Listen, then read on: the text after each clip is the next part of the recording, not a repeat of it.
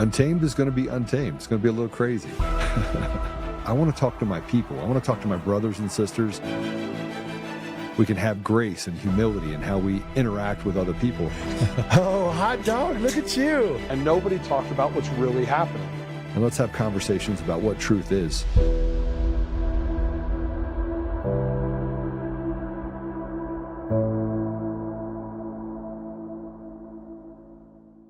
We always have concerns, but with this president and these Republicans who have no commitment to the rule of law and doing things the appropriate way, we're ready. We have three purposes now.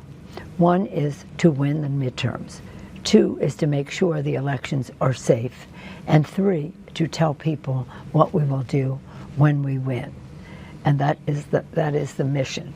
There's so many things that you can do to protect the election, and they are being done, whether it's litigation or legislation or just mobilization, communication, all of that. But in addition to that, we have to be on guard as to what they may try to do to the technology. They may try to creep into the technology and create a false count. How do you guard against that? That's a challenge. You know, it's you have Nancy Pelosi that goes on there and says we need to win the midterms. And we know that the Democrats and Republicans have always been about winning and winning and winning. And I put up this post, and I was pretty clear about it. By the way, I had to have my face burned, so I'm going to keep my glasses on today. Going out in the sun playing golf and takes its toll on you. So I had to get cleaned up a little bit.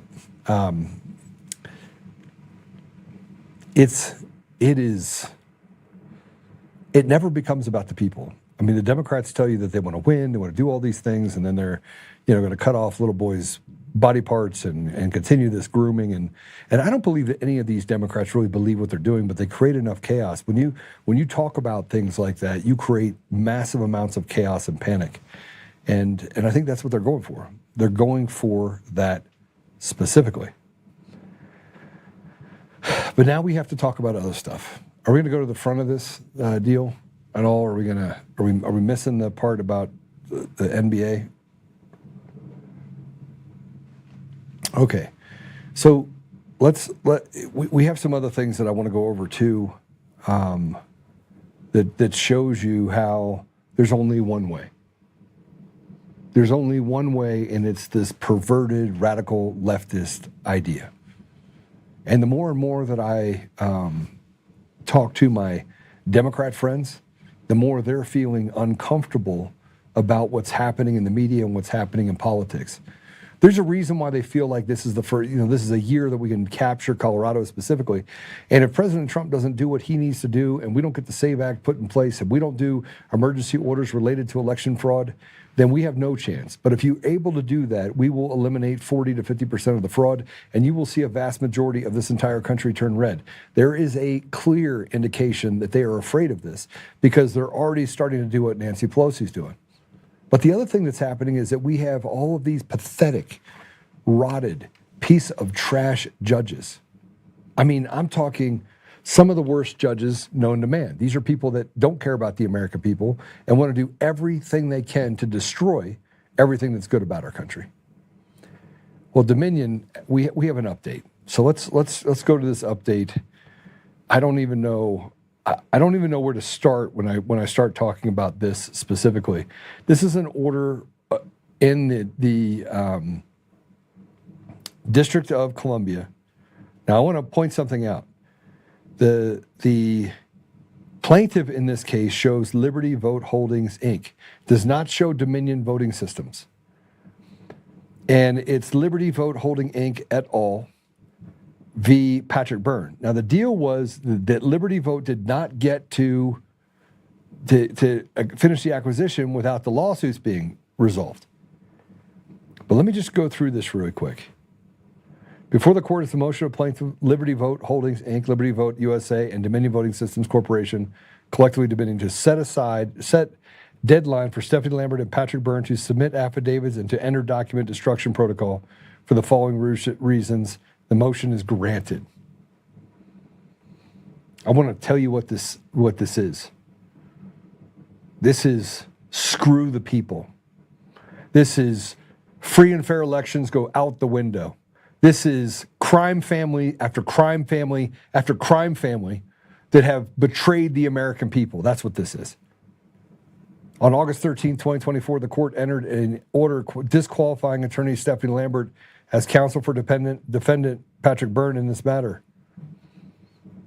The court requires, among other things, that Lambert and Byrne provide a full accounting of the form of sworn affidavits detailing information related to the disclosure or release of documents or information protected by the protective order. A protective order, by the way, to stop the criminal activities of Dominion Voting Systems and Liberty Vote Holdings, which is now standing as a proxy for Dominion. Now, I want to be really clear. This is a proxy for Dominion. The handoff to No Inc. and to Lindowski or Lindecker is all a ruse. It's all a ruse. Instead of getting to a place where you have free and fair elections, no. We get to cover it up. Just like they did in the Jeffrey Epstein information that a judge forced Virginia Giuffre to get rid of, that proved that Epstein was trafficking women and children. The judge came in and said, you came about this information the wrong way. So now we're going to take that information away from you, Virginia, who later committed suicide. This is the rotted apparatus of the judiciary, right here on full display. On August 23rd, 2024, to allow Byrne the opportunity to pursue his objections in the disqualification order, the court stayed the deadline for Lambert and Byrne to submit their affidavits.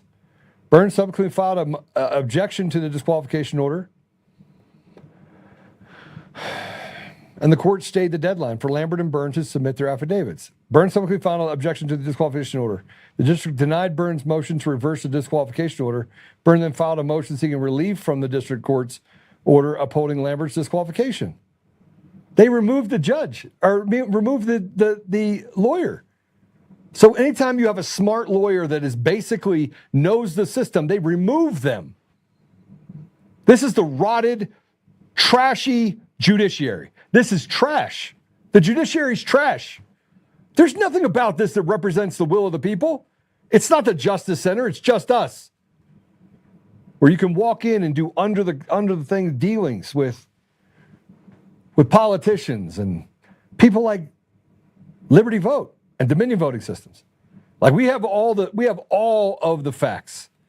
We know they stole the election in all 50 states. This is not just one state. It's every state that they operate in, and it's the same system that's used with Smartmatic. You got the Smartmatic executives, by the way, that are indicted for bribery, and they still let the system actually stand, representing the interests of the people, because that's the way it should be. You have a proxy happening right now in our country.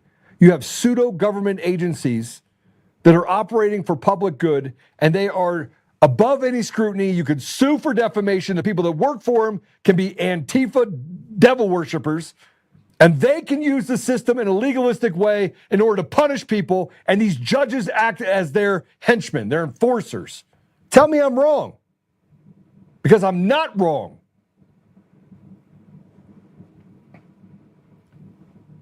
On November 1st, 2024, Dominion filed a motion requesting the court set a new deadline for Lambert and Byrne to comply with this qualification order. Dominion also requested the court enter Dominion's proposed document destruction protocol. Destroy all the information related to Dominion voting systems because it shows they committed a crime.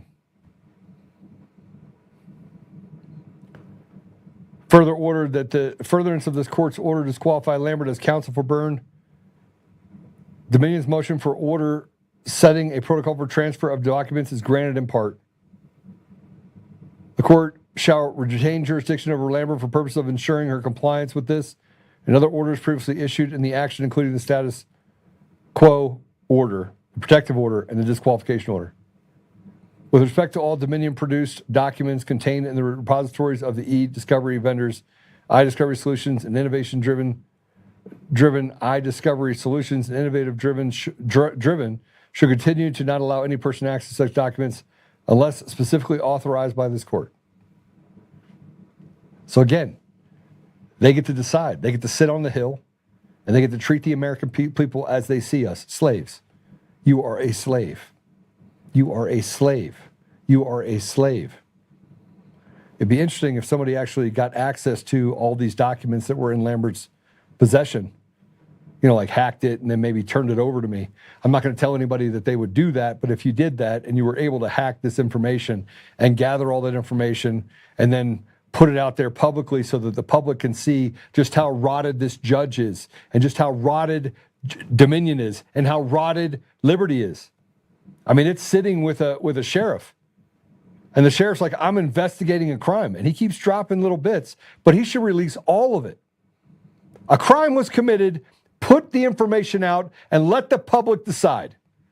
Because right now what we have is a runaway illegal group of people in our government that have committed treason, sedition, and allowed a proxy to steal the voice of the American people. Tell me I'm wrong. And this is why these people hate me. They hate me because, frankly, I don't give a crap about anything other than protecting the interests of the people. I'm going back and forth with a friend of mine who's a Democrat in D.C., and it's heating up, guys. The more conversations I have with Democrats, the more they're like, well, I don't even know what the Democrat Party stands for. And I'm like, I don't even know what the Republican Party stands for. Is it John Thune not passing the SAVE Act? 72% of black people, specifically, want the SAVE Act. John Thune's like, I don't think there's any election fraud. Well, of course you don't. You were elected. You probably weren't. Democrats, Republicans, Independents, they all are tired of this kabuki theater that we see happening right now. And the courts have done nothing but act as the court jesters, betraying the people in full. Not even in part, but in full. It gets worse as you go on. It says before April 13th, produce all litigation documents for Dominion. All documents, communication, in any way discuss or reference Dominion litigation documents and their contents. All documents and communication in any way discussing or referencing Dominion in any manner. So now they want to know who she's talking to. So the court is saying you have to destroy this stuff. You can't share it with anyone. We've had a motion pending in front of the D.C. court to get access to this information because it has damning evidence related to a guy named Eric Coomer. Eric Coomer, the director of strategy and security for Dominion Voting Systems, the guy that said, don't worry about it, Trump's not going to win, I made effing sure of it, who sat on an Antifa call, who has a tattoo that's used by the Church of Satan on his arm, who wrote about raping his wife, peeing on her and making her bark like a dog, who put up posts about killing police officers, killing the president, and posted the Antifa manifesto a day after it came out.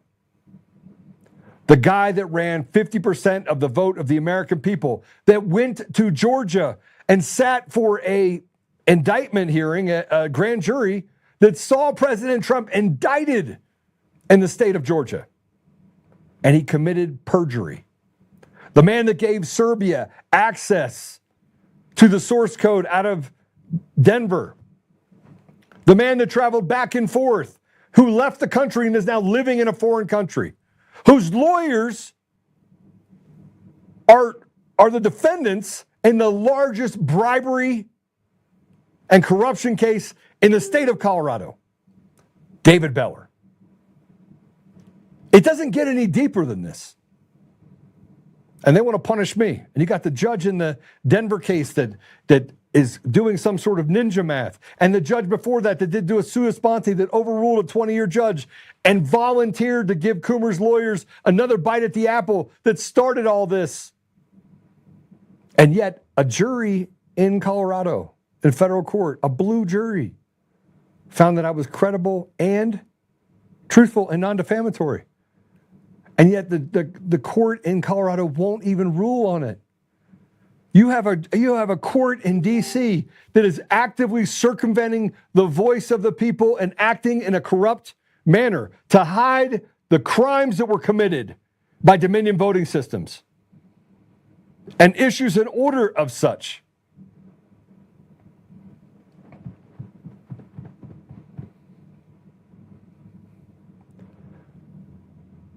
They then say that in complying with 4, Lambert shall serve all electronic documents on Dominion via file transfer and therefore sequester also documents in the custody and control of iDiscovery Solutions and Innovative Driven, who will not allow anyone, including Lambert or Byrne, or anyone associated with them, access such documents unless specifically authorized by this court.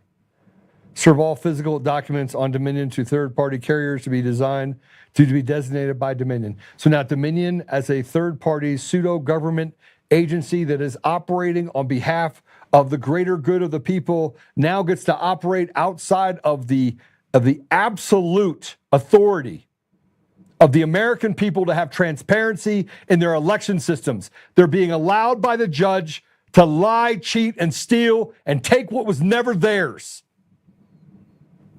Tell me how you see it any differently, but they won't address it.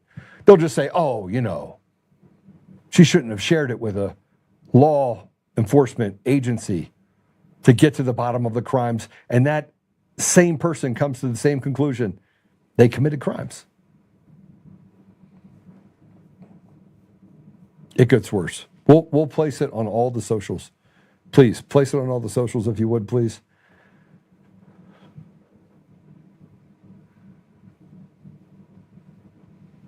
And just like they did in Denver, at the bottom of this, the court holds Dominion's request for costs and the appointment of a special master in abeyance. Now, in Denver, they wanted a special master because they wanted to be able to say, I'm not the judge, I'm not doing it. In Denver, it's a piece of shit woman, a radical leftist piece of trash who have circumvented the law and basically stepped all over it to the betterment of Eric. I mean, you might as well just say that you have a court system that's just sitting on the side of Eric Coomer and letting him commit crimes against the American people. That's in essence what they're doing. It won't stand. The American people, the more people I talk about, the more people they've had enough of these people. They've had enough of them. They've had enough of the Somalis taking our money up in Minnesota, enough of the fact that people get stepped over as Americans. Black and brown people in the state of Colorado get stepped over so they can hand money to illegals, and then telling us that they're going to have their No Kings rally with a bunch of people that don't even speak English. They had it all over the country. They had tens of thousands of people, they said. There's 300 million plus people in this country. You think tens of thousands are going to speak for the 99.9%? They don't. But see, they hold this thing called bots, and they hold all of this stuff and say, oh, we're the majority. You're not even a small minority. You're trash. And this is what the radical left represents. This is why we can't have any sort of nice things in our country, where the tax bill is 56 cents on every dollar, where the average family is suffering beyond all recognition, while people in this replacement theology are eating off of us. But they walk around saying homophobe and Islamophobe and anti-Semite, all these dog whistles. And the people in this country are 100% rejecting it and saying, piss off. That's what I hear every day. And I got a credit card in my wallet, just so you know. And everywhere I go, I put this credit card out there. Here you go. See it? For those of you who want to see it? I drop this credit card every time I go anywhere. I put it down. I don't care if I'm in the bluest part of the state or if I'm in the reddest part of the state. Every single time I do something, I drop this credit card down and I stare the person that takes it in the eyes. And I just look at him and I wait for him to say something. I wait. And about 90% of the time, I get I love your card. 90% of the time.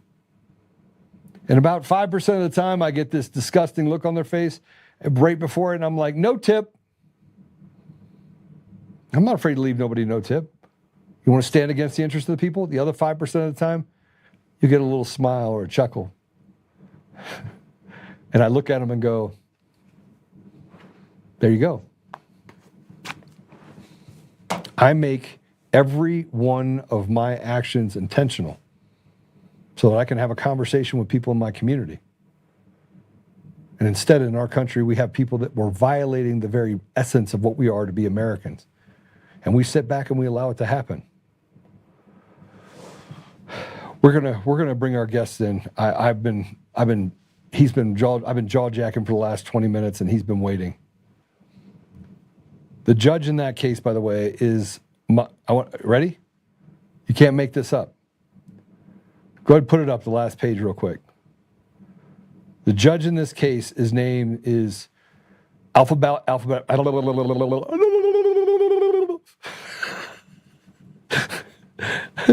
Maxilla A. Abadagagabiyaya. You can't make this up. Now go look up amoxicillin and tell me where amoxicillin was born. Tell me what amoxicillin represents. We are being captured in our country by people that are not American. They're not American. These are not Americans. And don't tell me, oh, I got my citizenship, so I'm an American. No, you're not an American.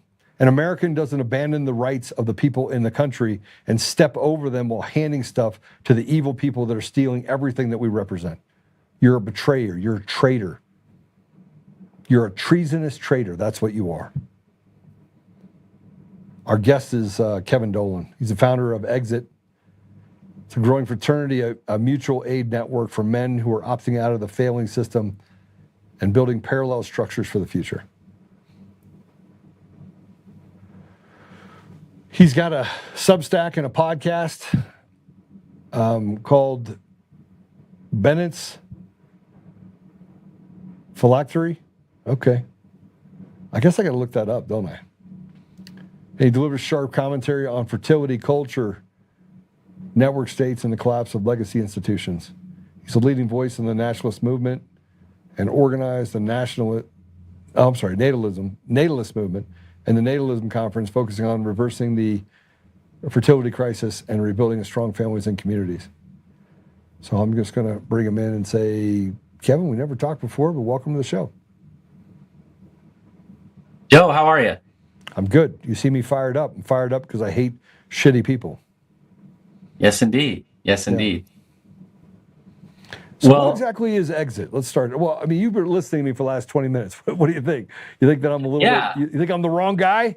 No. I think it's, you're talking about what we call the manipulation of procedural outcomes, and the fact that you have these rights on paper, you expect to have particular freedoms as an American, and that those can be taken from you in pretty underhanded ways. And Exit was sort of founded in response to that. We're building basically a fraternity of like-minded guys who are preparing for what comes next after, these systems are not just becoming hostile to people like us, they're also becoming profoundly dysfunctional and falling apart.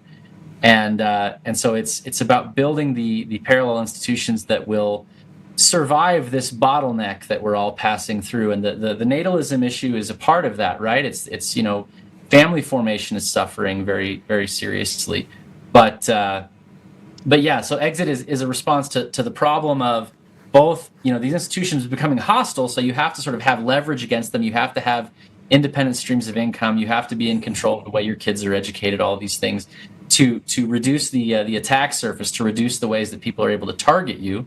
But you also have to build for what comes after all of this. You have to build functional, sustainable, strong institutions that include basically, the ways we earn a living, the ways that that productivity happens in this country. And it's going to be, in our view, it's going to be personal, and it's going to be people who with names and faces who you trust and care about. That's who you're going to build with. So that's what we're trying to do with Exit.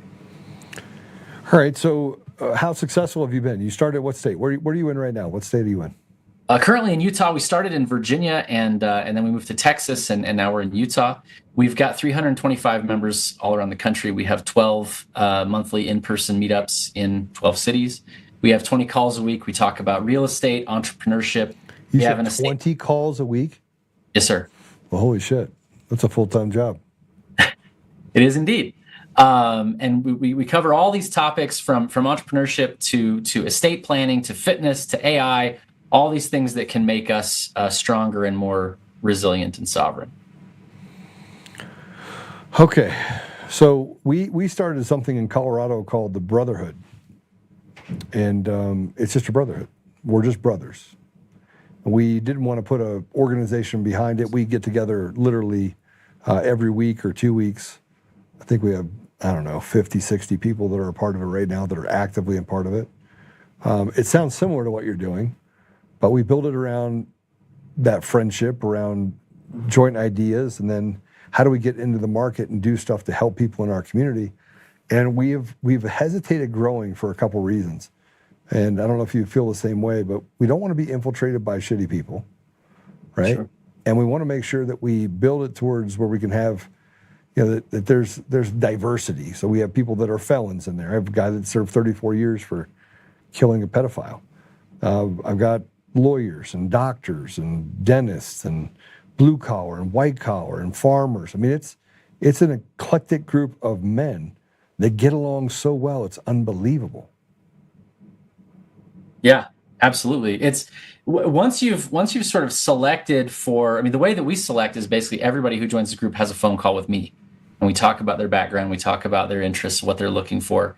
And like you say, that it's not one particular, it's not a credential, it's not an income level, you must be this tall to ride the ride. It's very much about initiative and dynamism, and a sense that the situation that we're in is not tolerable. That we're going to be judged for what we tolerate with respect, especially with respect to our kids. And there's a lot of things that you as an individual may be called to endure, but your kids don't have the option to opt out or to move or to it's really on you as a provider and a protector to build an environment that's tolerable for your kids. And so that's what we're about. And we're about building what we call great houses. So multi-generational families that are actually the center of production rather than a center of consumption. So your identity, who you are, being very much attached to your family instead of the default model now, which is basically like, you and your kids, you both kind of live your real life at your job or at school. And then you kind of come home and veg out and watch Netflix, and your kids don't really get to see what's aspirational about you. They don't get to see what's extraordinary, what people depend upon you for, and they don't get to learn from you in that domain. So that's one of the things that's really important to us, is to build these sovereign families.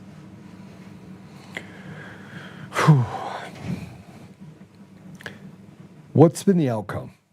Say you have just under 400 people. What's been the outcome for those men? I mean, can you quantify it? Can you show? Like, I look at the men that we have that we engage with, and we've had some strong relationships. What's been the outcome for the men in your group?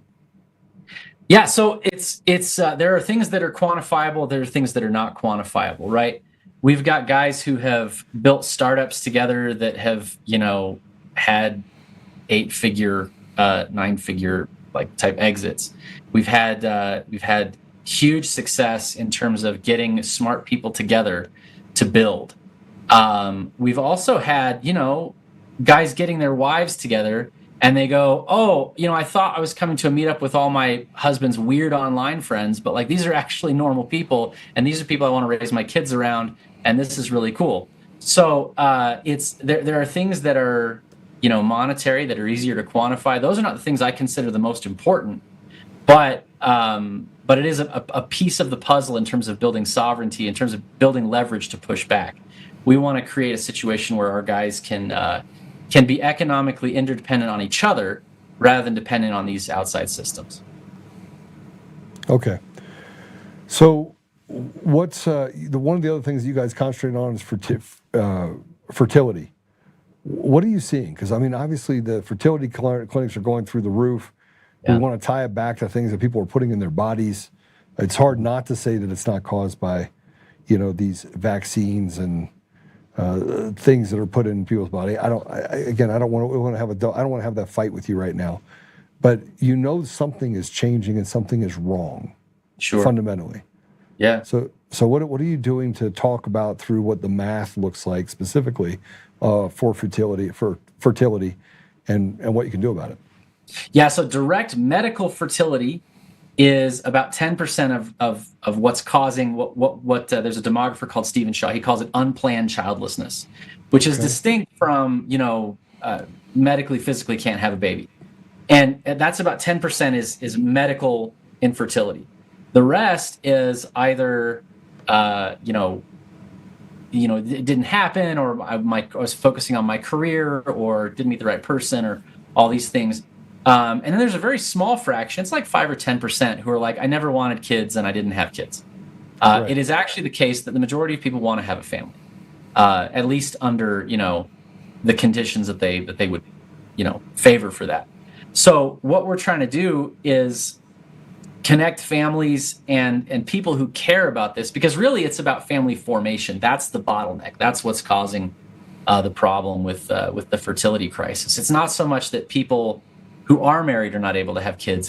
It's mostly people not finding each other. And where I would draw the connection with the public health issue is not so much directly like infertility. It would be obesity, and it would be a lack of energy and fatigue, and the fact that people are sick and less energy and less will to get out there, and less interest in the opposite sex. Like it's kind of this panda bear phenomenon, but it definitely has ramifications for our endocrine health, and just the will to get out of bed in the morning. It's a huge piece of it, especially for young people. Like, you look at sort of the health statistics for young people, and it's pretty eye-opening. So yeah, that's definitely a piece of the puzzle.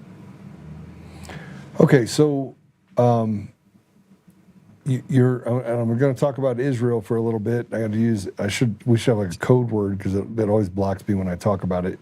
I could talk about it well, not well, it doesn't matter. I can criticize one person, and all of a sudden they're like, anti-Semitic. I'm not being that at all. But you pointed out some things related to Israel, specifically that they optimize for fertility, right? Mm-hmm. But they still have the same problem. Yeah, they have an interesting problem, which is that, across the board, Israelis have higher TFR. They have replacement TFR. They don't have the problem of you're going to have economic collapse because you're not going to be able to sustain economic growth. That's the global problem. What the Israelis have basically is just the fact that all of their enemies are having kids at a much faster rate than they are. And so that is partly a problem in the Middle East. It's also a pretty huge problem in the United States, in the UK, and Europe, where a lot of, foreign policy situations that ramify to what's going on in the Middle East, they depend on having the political support of the US and the UK and Europe. And if there's just way more Muslims than there are Jews in the US and UK and Europe, then that support is going to evaporate, as we've seen.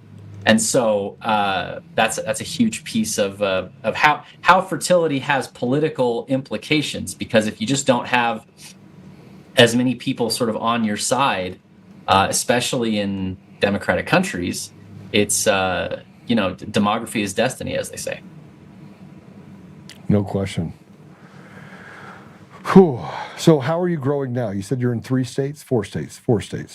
Sorry, no, we're all over the country. We have 325 guys. We have 12 monthly meetups in 12 cities, and but you did say you started in Virginia and then you went.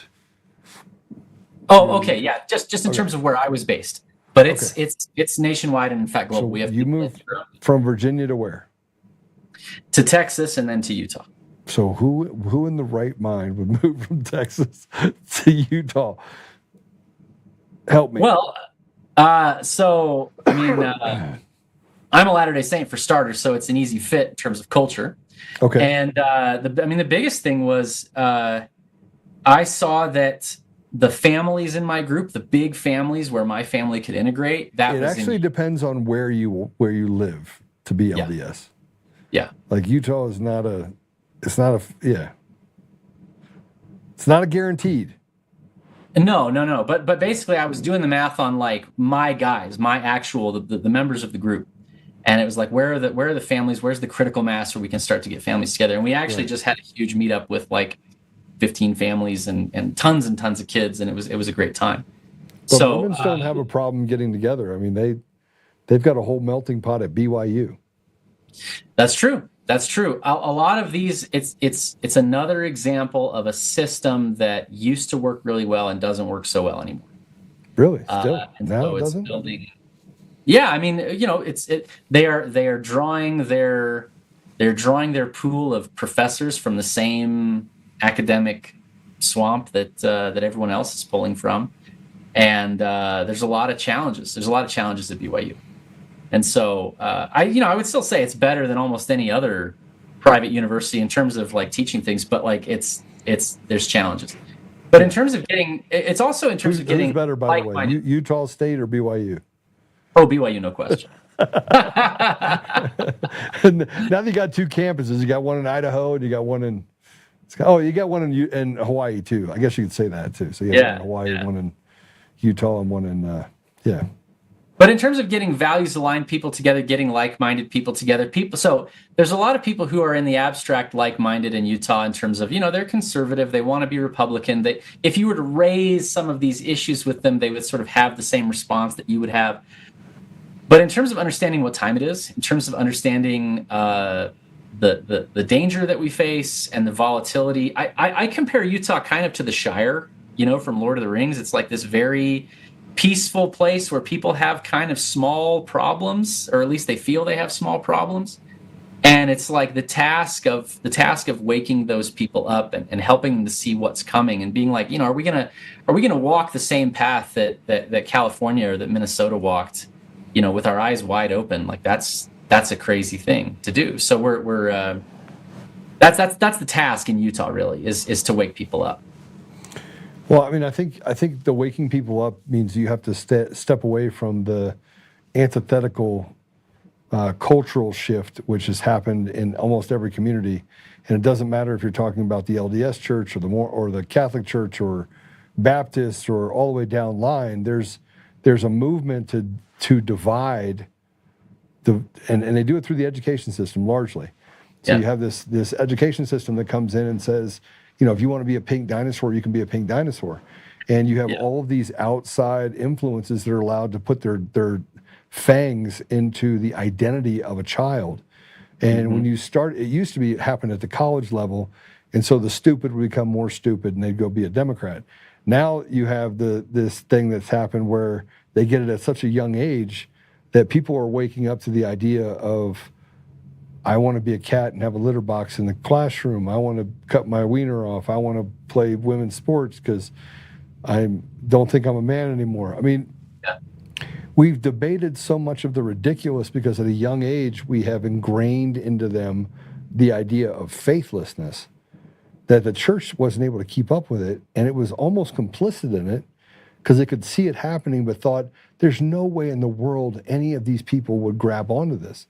And then when more people grabbed onto it because of the idea that you have this, it's like Stockholm syndrome, right? In essence, you can beat a child so much, and all of a sudden they believe that that's the way it's supposed to be, right? Now they believe that you can grow horns on a potato.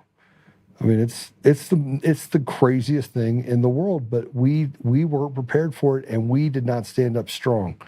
We let people in pastoral positions in the Mormon Church, in the Catholic Church, stand up and say, "Oh, it's okay, just turn the other cheek. We're just going to be the good people over here and let them be lost." Do you think it cost us? Yeah, I mean, it's very much about like you have to take responsibility for your domain. You have to take responsibility for your stewardship. These are things that we have gotten used to outsourcing, not just to the schools, but to churches, to civic institutions. We're used to things working a certain way and expecting them. I think a lot of like my parents' generation believe that they could just sort of drop you off at the institution of the school and then college, and then you'd get a job, and it was these rails were very functional. And they would deliver you to, comfortable middle class, whatever.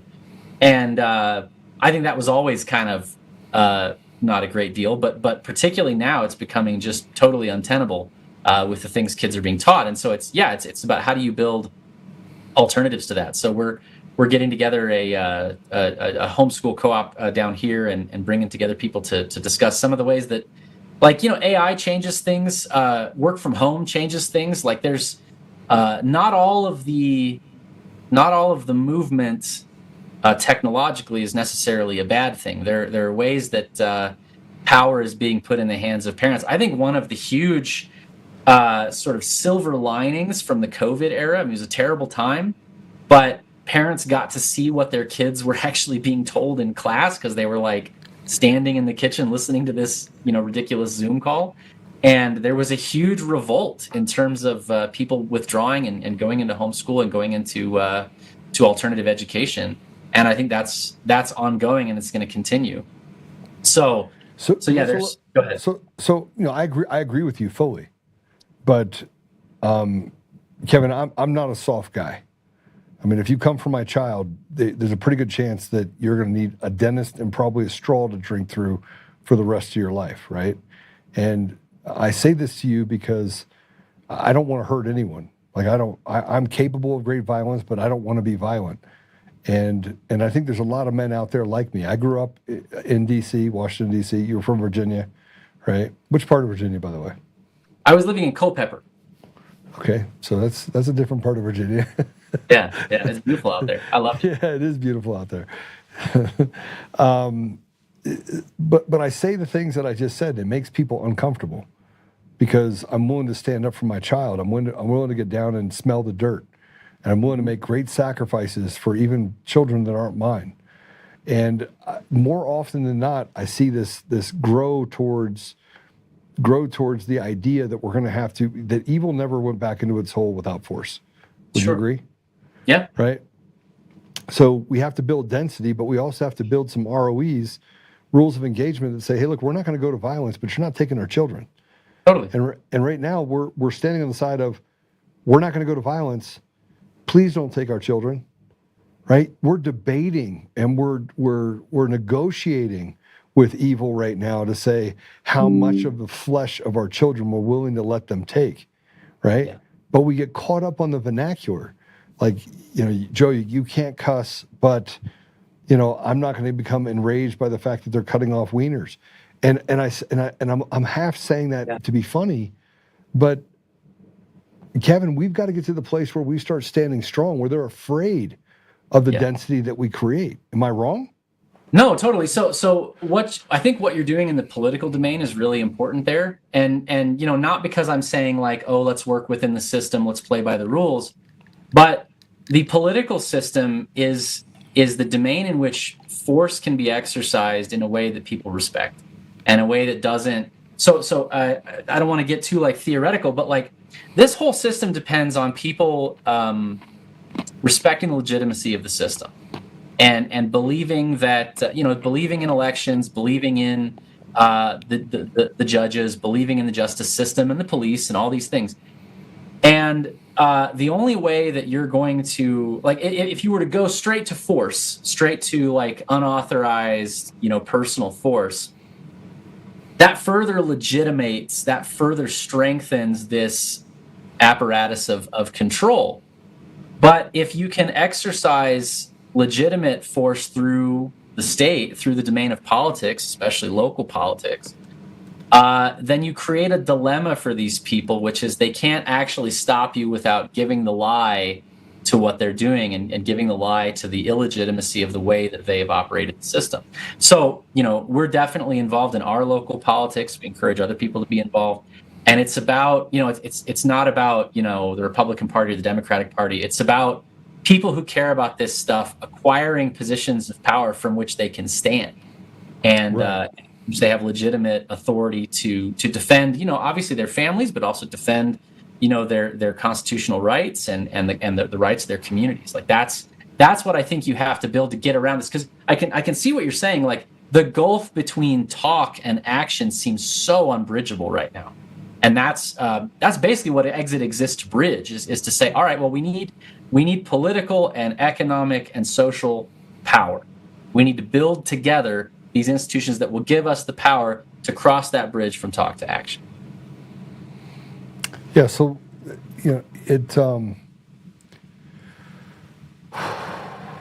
I constantly have to do what I just did. Take a deep breath, because you can see very clearly the evil that we face. And it's a lot, right? And I have children. Your children are probably young. They are. How old are your kids? My oldest is 11. We have 7. Okay.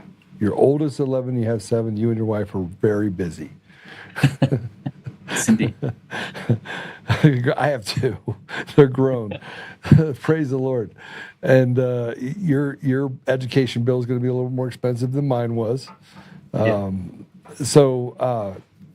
But as you start looking at your children, I know from my perspective, I would look through the lens of opportunity from where I was when I was younger. And I grew up super poor.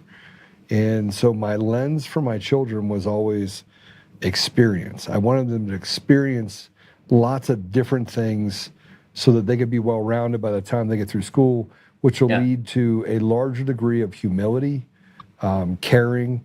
There's just things that I knew that they would become if I exposed them to more things.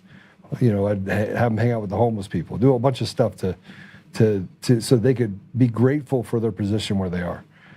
As you look at your children now, yours is much more difficult than mine. Mine was at the tail end. They're 29 and 25, tail end of that. You're in the thick of it. One left turn where you're not paying attention, you're over here cutting wood or doing whatever, and your 11-year-old could end up, you know, even in Utah, in the midst of a place where you have lost that child. Yeah. Right? There's no safe geography. There's no like hidden sanctum where all this stuff doesn't happen. It's everywhere. Everybody's on the same phones, watching the same porn. Like it's everywhere. I would say though, I do think that we should. I don't think we should view it as something that's brittle. I think we should view it as something that, you know, if you are present and building with your kids and you're aspirational to your kids and you're actually presenting something that is competitive with this world that we have around us, which frankly, I mean, I think that job was actually harder 20 years ago than it is now. Just because, you know, when I was, you know, a young teenager, you know, the Hollywood made good movies and like the jokes were funny and the music was good and all of the sort of culture that your parents might be trying to sort of protect you from still kind of did the job of appealing to people. And I don't think that's the case anymore. Like, I think we don't have that hard of a time to say like, hey, actually you can look at these people, they're like really unhappy and they're not particularly interesting. They're not like, you know, tortured artists, like they're just miserable. And so, you know, the challenge that I see with my kids is less, you know, how do I protect them from this seductive culture? And it's more, how do I connect them with functional people? Because that's what I think is in short supply, is people are so damaged and so unhappy and so cynical that it's very, very hard to imagine, you know, my sons and daughters finding, you know, really, really healthy people to build a family with, just in their daily walk. So it's like we got to be a little more deliberate about that. We have to, and again, it's about making the family like a locus of social and economic identity, building something with other families, so that my kids are being raised around people that I would like to see my kids build relationships with.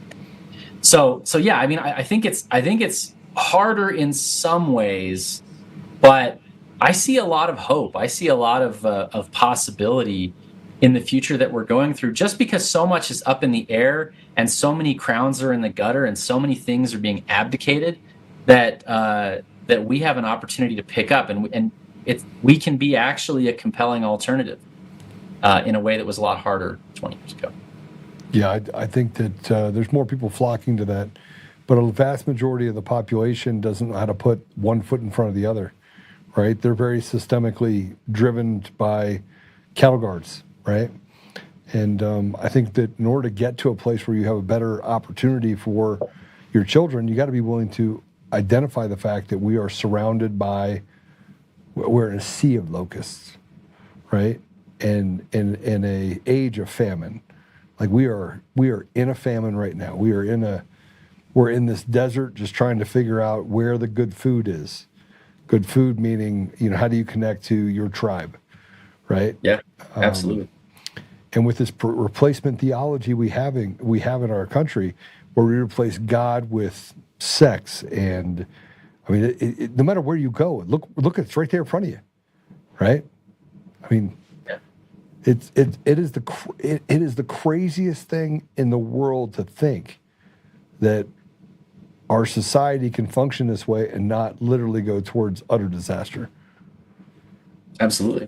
Absolutely. I see it as a bottleneck. I see it as kind of the parable of the unjust steward, where he's about to get fired from his job, and so he's telling all of his master's creditors, you owe 10, mark it 5, whatever.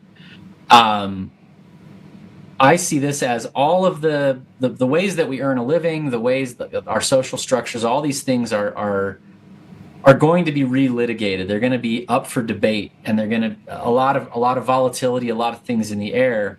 And our job, in my view, is to build so that the things that we're building will actually matter on the other side of all of this, and so that you're not climbing a ladder that's gonna be not important in 10 years. I think that's the case with fiat money. I think it's the case with a lot of tech investing, a lot of tech jobs, a lot of kind of white collar work. I think productive capital matters a lot and is going to matter a lot. I think connections, who you know and who you can rely on, I think that's going to matter way more than it does right now, because everybody's dependent on, you talked about all these judges and courts and the perversion of those systems. As they become increasingly illegitimate and sort of people stop caring what they say, it's going to matter a lot being able to do business with people that you know and trust. And so it's going to become more human. It's going to become more personal. I agree with you fully. Well, are you planning on growing Exit to around the country? Absolutely. Yeah. Exitgroup.us. You can come and check us out. And we do like I say, a vetted interview with everybody that comes in. So we're looking for aligned guys, but we're definitely looking for more aligned guys. And it is explicitly fraternal. And because we're about building families with the Father at the head. And so you can check us out at exitgroup.us. All right. Well, I look forward to having more conversations with you about that, and probably Awesome. talking to you offline about what we're doing in Colorado. I think we have to build synergies. There's a couple other brotherhood groups that I got involved with, and it became too much like going to bingo hall night, and I was like, yeah, I'm not doing that. Right? So it's, Yeah. Hey, but I have a joke for you. All right.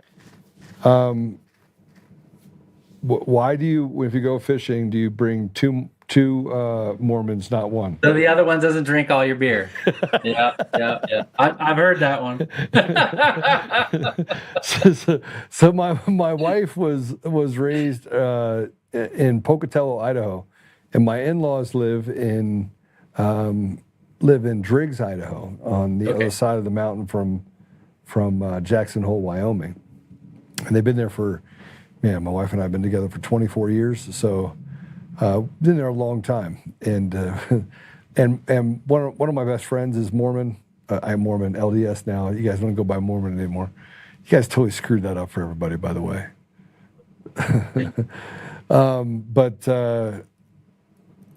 So I have a lot of friends that are in the Mormon. A lot. I always tell them, they invite me to church, and I was like, man, it'll burn down if I come to the church. It's like, no, it won't, Joe. Yeah.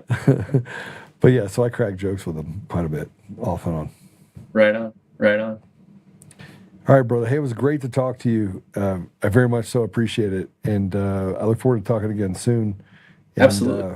I pray that you have an immense amount of success bringing men to a place where they can be fraternal and understand what that word means, which means loyalty to every end, and the green mile, right? What happens on the mile stays on the mile. And that's got to be something that men actually learn, because right now men are like, they don't even know what loose lips sink ships means, right? They're Yeah. like, blah, blah, blah, blah, blah, blah, blah. It's crazy. Very true. Well, yeah, I definitely look forward to talking to you offline as well. I think there's a lot we could do together. All right, sounds good. God bless you, brother. Thanks very much. You Take too. care. Bye. Awesome conversation. Awesome. I believe that men need to be fraternal. And it's not, ladies out there, whether you're listening, let me just tell you something. The only reason we have the opportunity to save our nation today is because of you, right? Because you put bubble gum and duct tape on it, and we're screaming and punching us on the back saying, get over here, things are burning down. And we're like, yeah, you know what? I'm tired. I want to go watch some football. It's a real thing. And then finally, when we lifted our head up and we saw it, we were like, oh, what have we done? So, but men now need to be men. And I'll be the first to tell you that there are some examples of what men are in our country. And I'm having a hard time right now. I'm having a hard time because the men that are men are told over and over and over again that we're supposed to stand up for what's right. And you see this sick ideology happening in our country. And the NBA, this is from the NBA, this is this should bring out the anger in every single person. The Chicago Bulls are waiving Jaden Ivey. And they're waiving him because he stood out at the NBA for promoting Pride Month and unrighteousness. He's a man of God. They waived him and got rid of him for speaking up for morality. Go ahead and play it. That the world can proclaim LGBTQ. Right? They proclaim Pride Month and the NBA. They proclaim it. They show it to the world. They say, come join us for Pride Month, to celebrate unrighteousness. They proclaim it.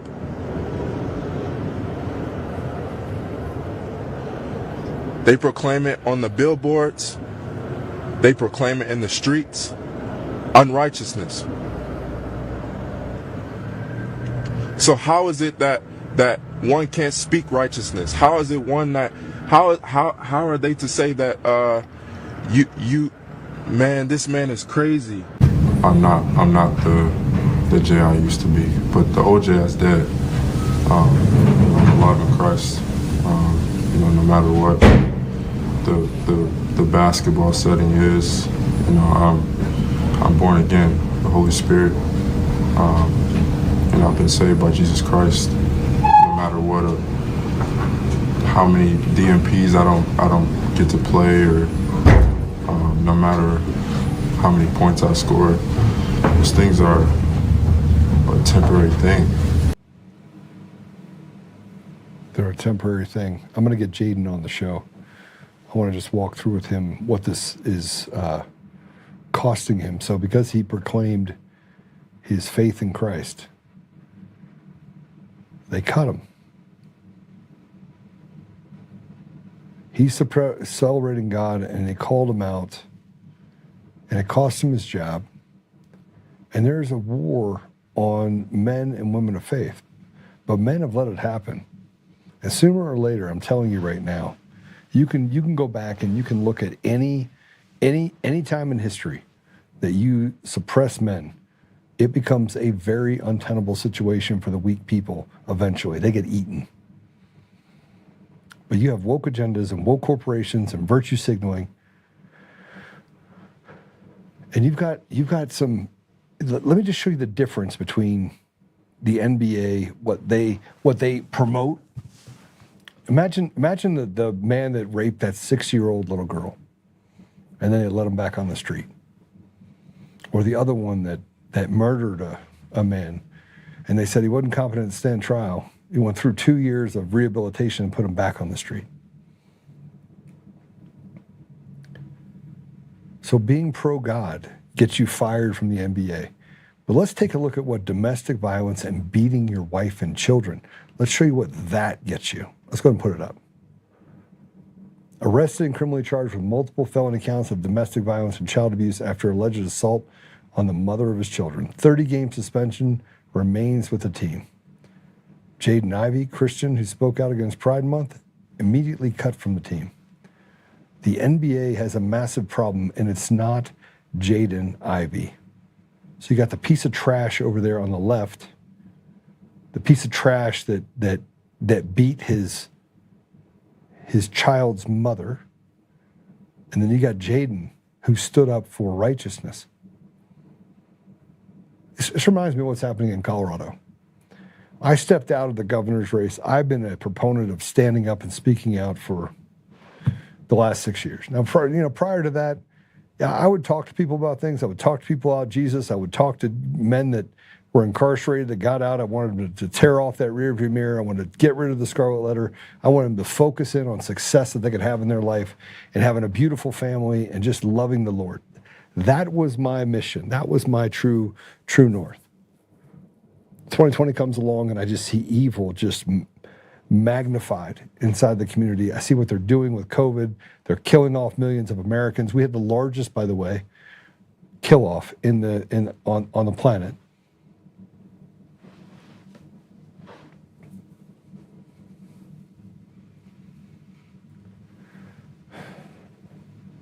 And then you look at this and you go, I thought we were making progress. But now they're literally out there trying to silence and attack Christians.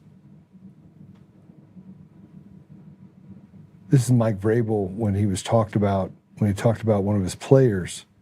This is the head coach of the Patriots is talking about one of his players supporting Jaden. Let's go and play it. Travion quoted some Bible verses supporting a Chicago Bulls player who got released for some comments that he made. And I just, how do you measure the line between conduct detrimental to the team, which is why the Bulls released the player in their view, and allowing a 23-year-old to, express his personal beliefs? I think there is a fine line. I want to tell you, I love Travion. I love the person. He cares deeply about our team. He cares deeply about his faith.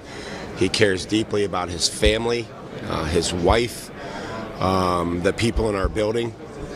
And so I want them to be able to express what they believe in their heart and in their mind, but also want to make sure that they're educated. And we want to be inclusive. Everything we want to do wants to provide an environment for people to, one, feel comfortable, but also to share their personal beliefs.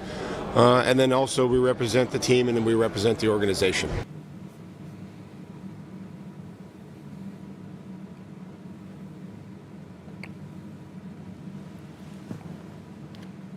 The coach wants the player to be reminded of inclusivity when posting Bible verses. Where are we? Where are we when these radical leftists, that the only opinion you can have is a radical leftist opinion? We have no free and fair elections. Society is run by evil people, and we are slaves to that system.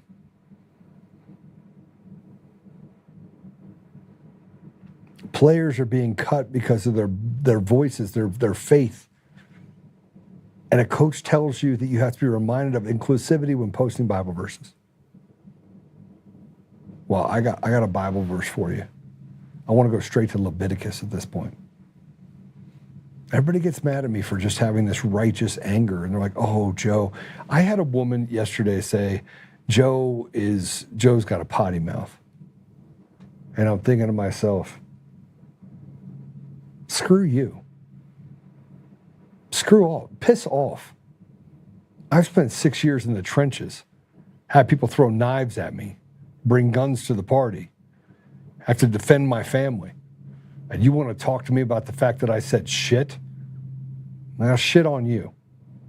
And I don't actually care who watches my podcast or who listens to it.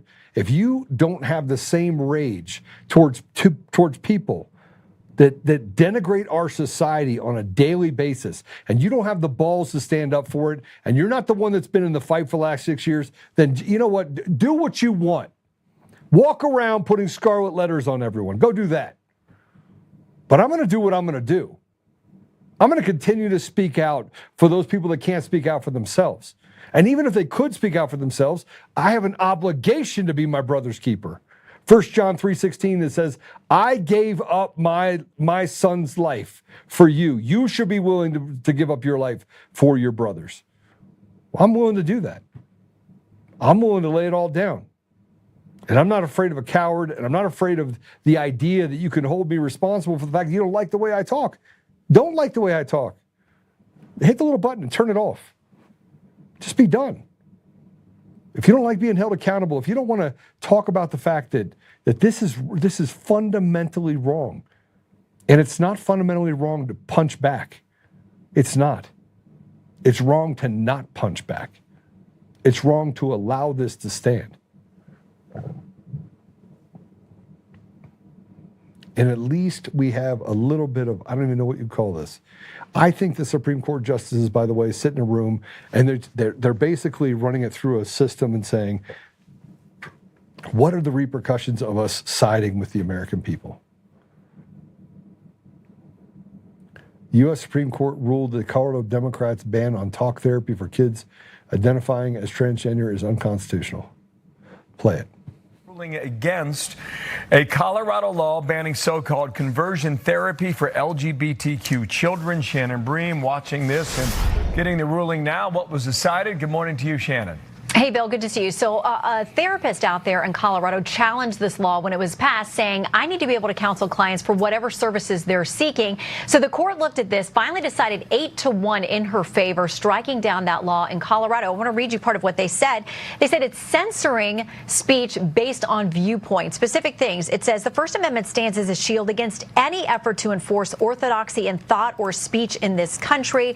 It goes on to say, even if you have good intentions in this law, if you suppress speech based on a particular viewpoint, it just can't stand up. I mean, 8-1. There was only one dissenter here.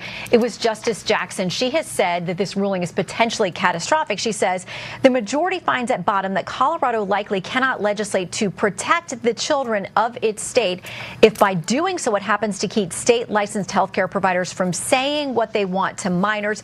She goes on to say it will ultimately risk grave harm to Americans' health and well-being. She says you should be able to regulate the speech of somebody who's providing care to minors. 8-1, majority of the court did not think so, Bill. Okay.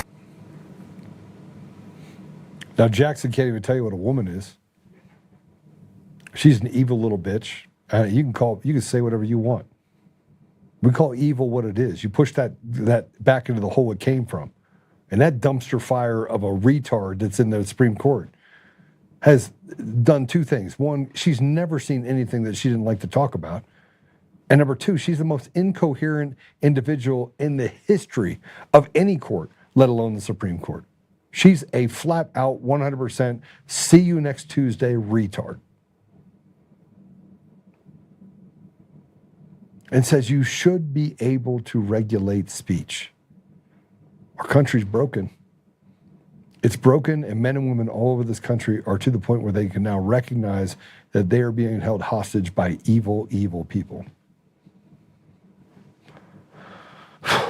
Doesn't get much better.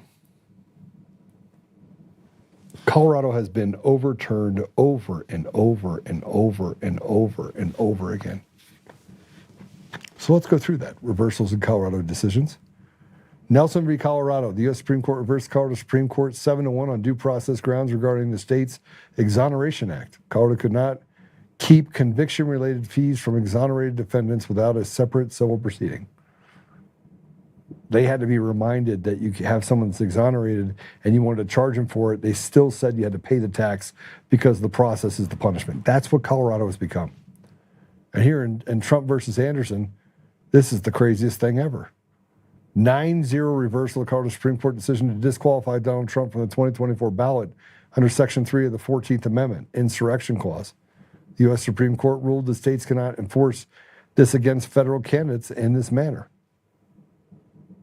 And now they cannot force a therapist on how they treat patients. We need more therapists out there that can have conversations with young people and get rid of this Stockholm syndrome. This is the craziest thing ever. And let's talk about elections. We talked before about the Dominion voting system stuff. Mainland China CCP factory employees and Taiwanese warehouse workers have provided written affidavits on how they and others have installed illegal corrupted components into U.S. voting machines for years. For years. This is unbelievable. Unbelievable. And this was from 2020. Unbelievable. The part that matters comes from the factory 60 miles from Beijing, a CCCP factory 60 miles from Beijing. The parts that matter. We have people in the factories, defectors in the factories give us affidavits. We can prove the whole thing is completely compromised. That even of the stuff that comes out of Taiwan and Taiwanese upstream of the factory, there's a warehouse. And some parts come into the warehouse from Taiwan and some come in from China. Then in that warehouse, they're switch-a-rooed and the Chinese parts go to the Taiwanese factory. And we have that from the people in the factory. There's a foreign involvement in this machinery that is absolutely, and it means it cannot be used in our elections per Obama. Wow. And there's an email. The emails in the Dominion suit from, it has to come out. Now, whether Sheriff Dar Leaf or anyone else does it, it has to come out.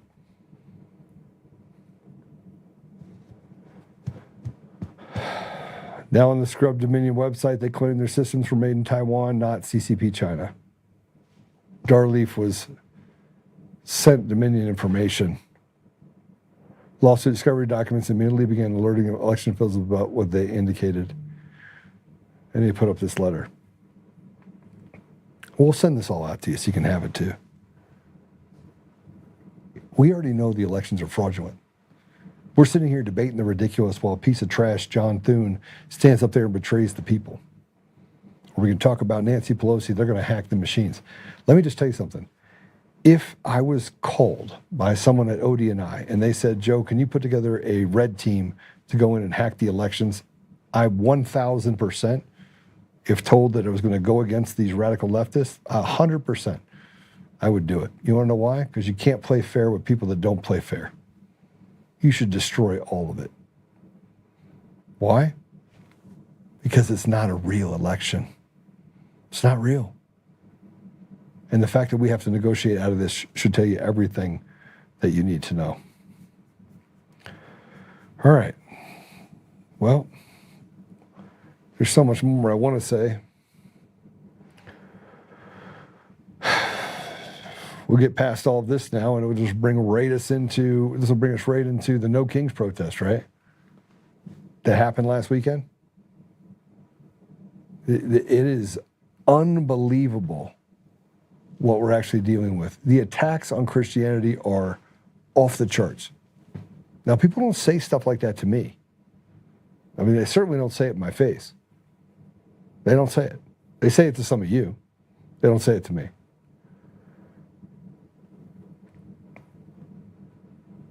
I want to play this. This is David Morales, says the mural for Irana Zarutska does not reflect our values.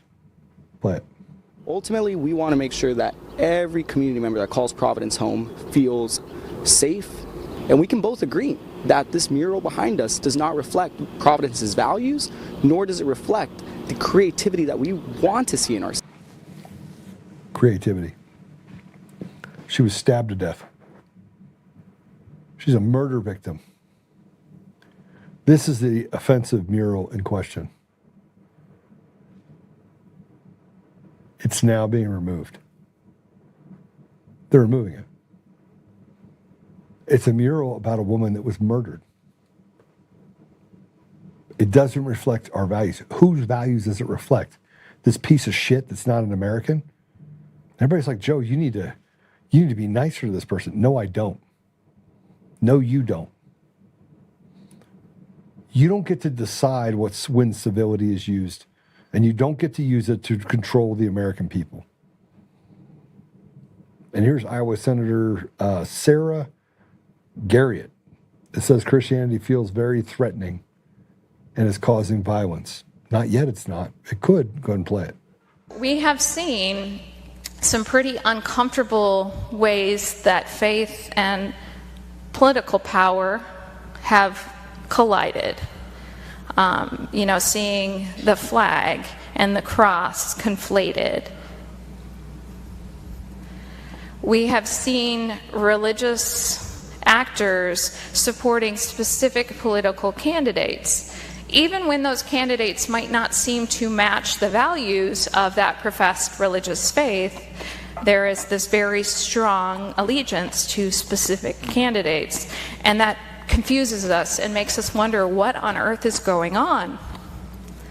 And we have seen religion and political violence showing up more and more in our public spaces.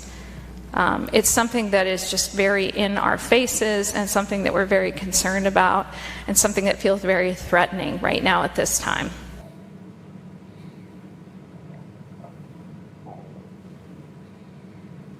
Beating your wife, girlfriend, it's okay. Stabbing a woman to death, it's okay. It doesn't reflect our values to give people who are murdered by insane, evil people a mural. That's not our creativity. We need to get rid of that.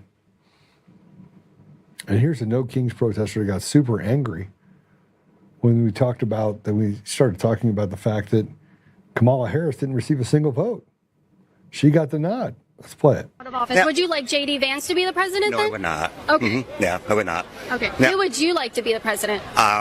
Kamala Harris right now, but she didn't win, but Can I point out something that we say no kings and no authoritarianism, but Kamala Harris, no one voted for her. Yes, they did. Half the country voted for her, so let's not go there. No one was voted for her to be the nominee. Yes, they did. Isn't that what, authoritarian? You're going down the wrong road right now with me. I wouldn't go any further. What does that mean? I'm not going to talk to you anymore. That's what it means. I just think it's ironic that no one voted for her to be the nominee. They just selected her like a king gets selected, right? But keep it to yourself, okay? Bye. Have a good day. See ya. Take care. What's your other sign say? You don't need to see it. Okay. None of your business. This is the ridiculous we have to deal with. I mean, this is what normal looks like. Now what I'm wearing, pray, stand, speak, act. By the way, you can go over and get one of your own sweatshirts. I love these sweatshirts, by the way. They are my favorite sweatshirt. You have to get one of these sweatshirts. I now have 3 of them, all white and black, by the way. So it's not just white, it's white and black. Back part is pretty awesome too. Big letters, pray, stand, speak, act. But this guy's painted his face and wears a McDonald's hat. That's normal. That's the retarded that we have to deal with. And we got to maintain civility with that? Why? Why? There's a reason why when parents before had a belt and they beat your ass with it, you came out normal. And now you got this whole, and both my kids came out normal. But I'm going to tell you something. I had to put my hands on my children once each, son and my daughter, once each. My daughter was 5 years old, chased our son around with a butter knife. I picked her up and whap, once on her butt. And she lost the ability to have butter knives, or any knife for that matter, at restaurants or otherwise for years. She would pass it. She would get to the restaurant. She'd see the knife. She'd be like, whoop. She'd push it across. She's my princess, man. She's 29 years old. My daughter is amazing. But there'd be many times that I'm like, Micah, no. We're not doing this. And I had all the time in the world to be their dad. I love being their dad. But there was the other times where I had to be their father. And my son was 13, and he did this thing where I told him to do something, and he rolled his eyes at me, right? Rolled his eyes, and it took me no time. I snatched that boy up, put him against the wall, and said, "I will rip you out of your skin." True story. And I told him to go, slid him down the wall. He's like, okay. He went back in his room. That's it. That's the extent of it. Now, my children have seen me defend the home. They've seen me stand up to people that did bad things to other people in our community. They've seen that I'm not afraid to fight. I don't prefer it. See, people that know how to fight don't seek it, but they don't let other people hurt other people. And both of my children know that about me. They know it about me. And I love my children, our children. But we don't even have that anymore. Oh, and I did this. My son was, my daughter will probably remind me of the time that it happened. I think our daughter was 9 or 10. I keep going back, and I don't remember when. We had a drug problem in my family, not me, my family, but my extended family. We had a problem with people that are in my family doing drugs. And I looked at my son and my daughter, and I was like, if you ever do drugs, you don't have to worry about it. I will tie you to the front bumper of a car, and I will drive you around in a snowstorm until you die. And all I remember is my son saying to my daughter as they're walking away, "Do you think Dad is serious?" And her daughter goes, "I don't know, but I don't want to find out." And the concept behind it was really simple. I'm not going to watch you die slowly. I'll just get it over with. And so as a result, my children didn't do things when they were growing up. And their friends didn't either, because they would tell their friends. They're like, "Look, let me just tell you about my dad." And they'd come over and say, "Mr. O, is it true that you said this to Matt and Micah?" I'm like, "Yeah." I said, "And friends aren't off limits either. I have plenty of rope." I'll tie you all up to the bumper. But it became this, not funny, but it became this thing where people knew I was serious about protecting my family and protecting them from getting into trouble that they didn't need to get into. And it worked. But I want you to see this. This is the leader of the largest teachers union that is at a No Kings protest. And this is how just evil. This is the evil that we're dealing with right now. This is the evil. Go ahead, play it. Because the only way the government acts for the people, listens to the people, responds to the people, solves the people's problems, is if it is a government of the people, by the people, and for the people. That's why standing up and showing up, being in solidarity like millions of us are doing today is so important. It is the only way we can get the government to act in our interests, act in our kids' interests, act in working people's interests. It's the only way we can tackle housing costs and health care costs and child care costs and save our damn retirement.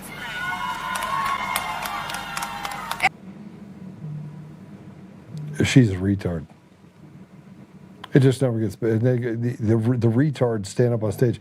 By the way, if you believed any of that trash, you would not have to write it down and read it. You're just a retard. And you want to wonder why the education system the way it is? Yeah. They don't want to educate our children at all. They want to stuff things down their throat and propagate them with bullshit. And we sit back and watch it without talking about it. Here's a councilwoman from Minnesota. This is unbelievable. This is Queen Retard. Go ahead, play it. The fight that I fight every day to be a black woman here in America is not anything that you could ever fathom. You don't understand where I stand because you've never sat where I've sat. Welcome to my reality. You're a fucking retard. Sorry, pardon my language. Oh, I'm so sorry. I'm so sorry. Oh, how? You don't know what I've had to do to live as a black woman in America? You've never been to Kenya. You've never lived in Africa. And any country in Africa, pick one, as a black woman. You've obviously never, been anywhere other than your basement, I guess. You don't know what you have to go through. Look, people in this country have no idea, have zero idea what it looks like to live in another country where, frankly, here, you have no rights. You think you have rights. Well, people are trying to steal them from you. More people are trying to steal them from you. But if you think, we're not even at the precipice of bad right now. We're almost there, because it's going to get frosty. But if you look at what people in other countries have to go through, Bill Gates himself can go over there and inject an entire tribe, village, sterilize all of them, and you can't even tell, no one will even listen to you. I was there. You act like you have it so tough here in the United States. You don't. These are people that betray. This councilwoman betrays the very people she said she represents, because it's all about her. It's all about her. It's not about Americans, black, white, green. Everything is about dividing, and I'm special, and I'm a victim, and it's just crazy.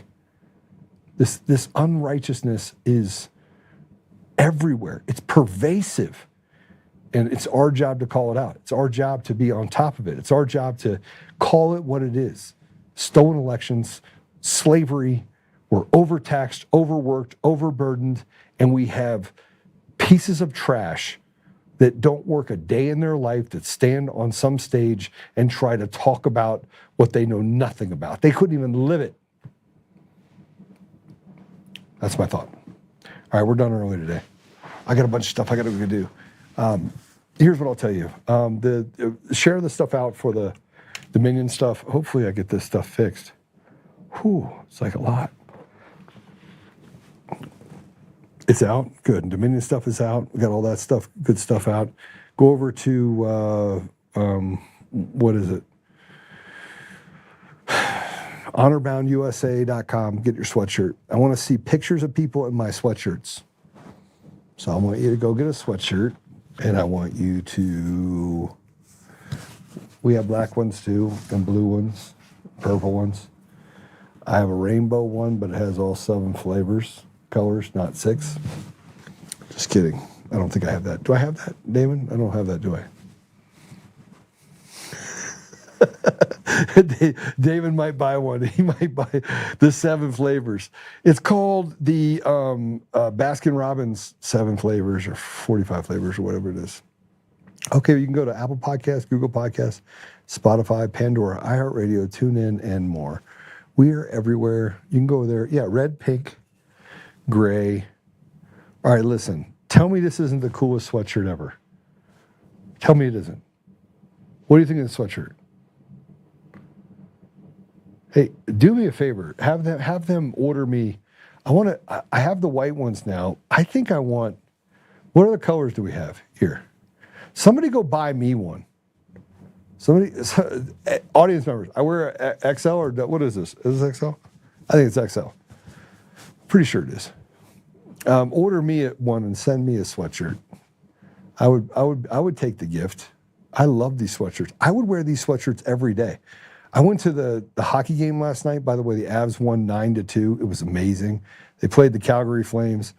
Every time that someone from Canada comes here, they want to play the national anthem for Canada, and I'm going, absolutely not. Oh, I don't know. That one's kind of. Every time I post a picture with a rainbow in it, I have to say no homo. Okay, Chris, there you go. Diesel looks like mental patients. I need to go to the top, don't I? There we go. All right. Hi, Joe. Tuning in from Tennessee. Tennessee. I love the white shirt. I have my red one on today. Well, send me a picture, daggone it. Hey, where can they send a picture? Where can they send a picture? What email? Check this out. You know what else you could do? Patrick@untamednation.com. But you can also go on the socials and show me a picture of you doing this with what's on the back of it, right? And say, I'm on Team Untamed Nation. I'm with Team Joe, right? And put it up and then tag me in it so that I can repost it. So if you tag me in it, I will repost it. I'll repost it for you as well. Oh, someone didn't like the fact that I said, go buy me a shirt. Why? You can gift me with stuff. I got to say thank you to Les. Les sent me a check. Les down in Colorado Springs. He sent me a check. I'm trying to find him a gun right now. He wanted a special gun. But he sent me a check for my campaign and a shirt, which I'm going to wear tomorrow. Thursday.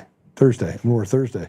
He sent me a shirt that talks about standing tall, so I'm going to wear that as well. And for those of you that don't know, I had a cross made by Richard Cherry out of Ohio. He did move. I think he moved to Florida. His wife passed away. And I've got a 6-foot cross. And those coins that you see, the challenge coins that's on there, the cross that's on there it's a accurate depiction of the 6-foot cross that was commissioned by Richard Cherry in my outside my office. I walk by it every day. So you can also go there and grab those coins. We got the thing done with USCCA, just trying to figure out how we can handle that for you. It's really simple. It's like having insurance. You have insurance for a reason. We'll have that done too, so you could be an honorary member of DCF, have a membership there, and still get coverage. Susan says, take down all the George Floyd statues and murals. I agree with you. And they escaped the nursing home. Mental patients. Yes, they did, didn't they? It's crazy. So crazy. All right, let's pray it out. I need to pray for my friend Dave Bear. And, I was talking to Dave this morning. Dr. Dave Bear, he was an oral surgeon. One of my close friends. I was with him last night and his wife, Kim. And they're 2 of the 3 beautiful children that they have. Those of you that don't know, Dave's he's faced cancer since 2022. They had to cut open his chest, take out the cancer around his heart, and then they had to cut up his chest and do it all over again. And then it took one of his phrenic nerves. And when they did that, they was like, no, we got it all. And it came back with a vengeance, and it was all over their lungs, all over his lungs.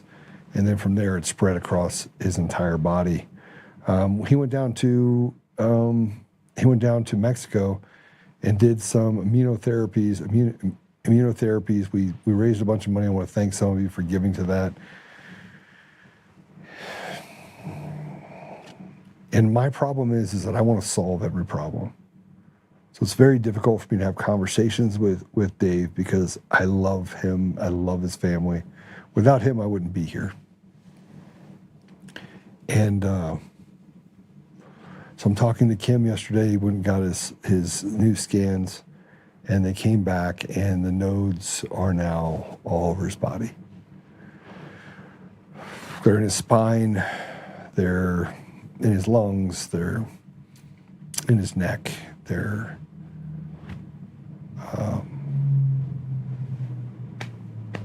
it didn't work. We gave it a noble try. We spent a bunch of money on it, but it didn't work. And I was talking to him this morning, and I'm like, bro, I pray for you all the time. So I'm just going to ask for something for Dave. I'm going to ask for prayers that we overwhelm the Lord with prayers, that he can just supernaturally heal him. I just want to bring it to him and tell the Lord, I don't know what the secret is to unlocking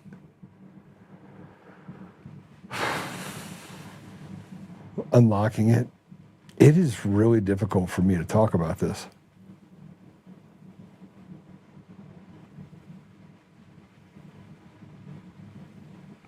But there's got to be a way. The cancers, the people that he talks to, and the number of cancers and the differences in the cancers and how they're just coming out of nowhere is unbelievable. Yes, he takes ivermectin from benzenol. He's now on THC because he heard the THC with those actually works. He's been on the B12 and the D3 and all this stuff. And we're trying everything from, I mean, the doctors that he have now are saying, heck, I'd try lollipops and, eating plastic if I thought it would work. So he's trying everything. Methylene blue, you name it, he's trying it all. And the hardest part about this is that I have so much trouble dealing with it, and Dave has none. He's like, I just trust in the Lord. And I'm thinking to myself, okay. He's like, I know where I'm going. He has so much faith. I look at what we deal with as a country, and I'd say, but God. People say stuff to me all the time, like, how are you going to fix the color GOP? And I'm like, but God. And here's the plan, and we're going to roll it out, and blah, blah, blah, do all this stuff. But God. God can fix a lot of things. So let's just ask him if he'll fix this for us. Shall we? And I have faith that he will. I do. All right. Father God, we are so grateful. And I know that I've been a little irreverent today, and I've used my curse words often, and I feel like I need to say I'm sorry.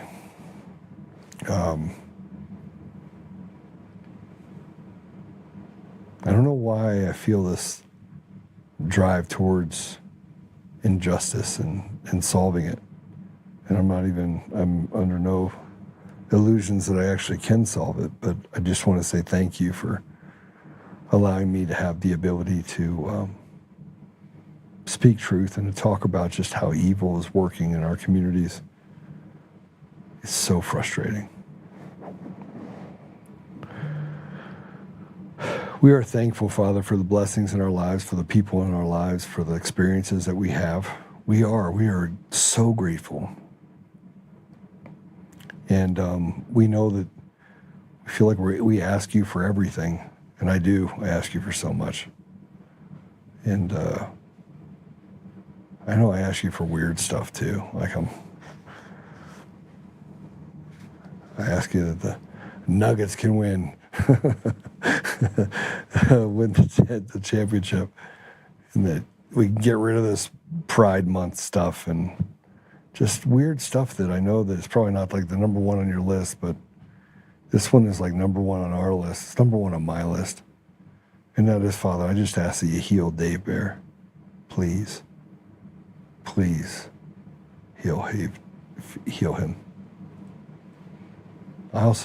I know that it's not my place and everything happens in your time, but I'm just bugging you with it just to see if maybe you can move the Overton window over a little bit, and that Dave will become, an example of his immense amount of faith and loyalty.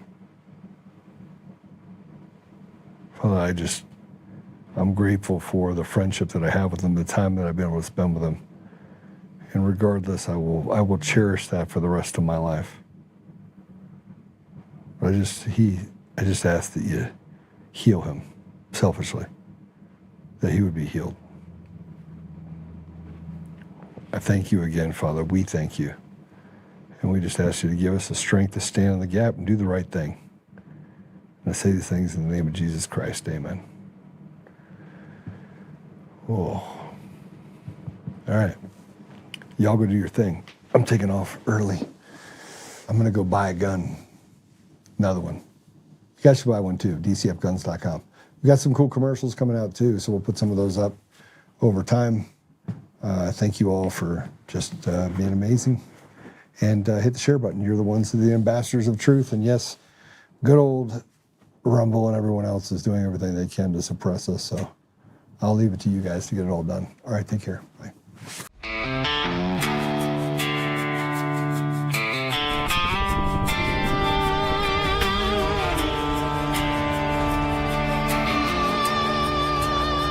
Rise up untamed in the heart of the fight where the wild ones roam. Oltmann's calling, bringing truth back home. From conservative daily to this untamed fire, we shatter the silence, lifting spirits higher. No chains can hold us, no lies can prevail. Authentic and fearless on this rugged trail.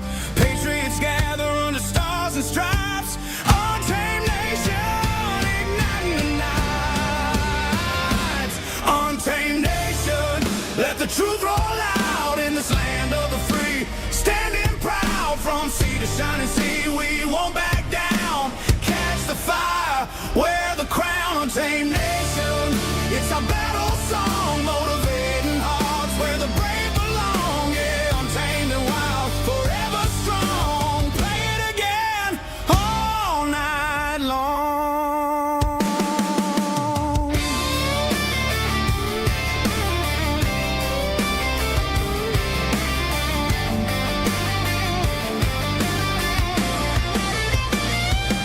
Break the mold, chase the real, no more games, time to heal. Joe's voice leads the untamed crew. Truth matters through and through. Untamed nation, let the truth roll out in this land of the free. Standing proud from sea to shining sea, we won't back down. Catch the fire, wear the crown. Untamed nation, it's our battle song, motivating hearts where the brave